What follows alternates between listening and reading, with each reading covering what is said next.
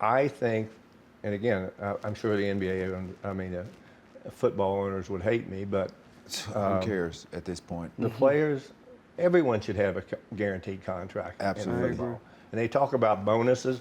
Some guys got a $100 million contract and $40 million is guaranteed. Right. Well, we have, and then the guy gets hurt, he got a $40 million, and his career is over with. The 60 Doesn't right. get the 60. Right. And the NBA, I think 99% of the players in the NBA are guaranteed. So you get someone who's making $250 million, it's all guaranteed. But Over again, time. I don't know, these salaries are insured as much as they can be. If you have a pre-existing condition, obviously that's not going to work.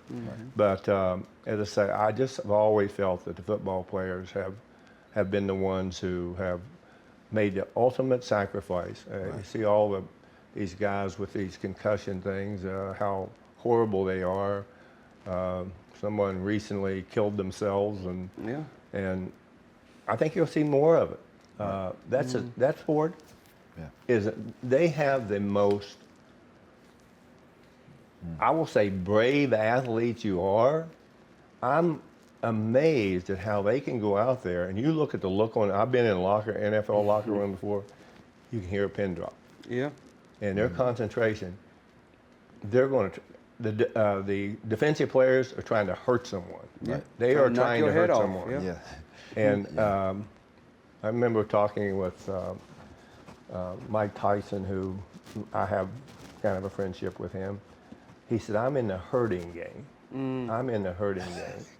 And to me, defensive players get rewarded for hurting somebody. Yes. Hurting, yeah, absolutely. And the size, the athleticism of these guys, I don't care. If you're running a wrong way and somebody hits you and you get twisted the wrong way, your career could be over. Absolutely. And I'm glad you shed some light on that, because we've been trying. I know I've talked to, individual guys individually, and really trying to help, especially leverage what they have, especially black players, because the league is made up of probably 70+%, black and brown players. Sure. And I feel like, there are guys that are in positions of power that are non-black players that could help move that needle to help guarantee the contracts of the league, especially the players.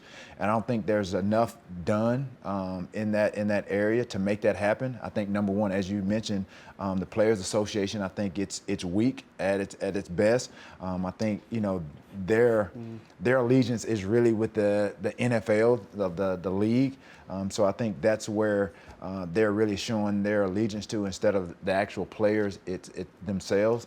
And that's where I think a lot of things need to change. And again, these players that are in position of power, especially guys on different teams, star players, they need to stand up for really the future to come, because there's never going to be any guaranteed contracts if they don't, until they stand up for themselves. And Well, I'll give you an I think, example, not to stop you, Terrell, but I give you an example. Look at the people who are involved with the Players Union in this league, the ones who speak out.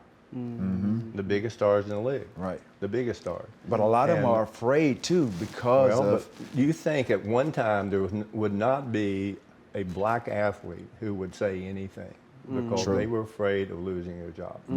This is a different time and a different era. Yep. And, I wonder if you guys said, well, and some guys, could they say, gulp, I'm not playing any this year unless it changes.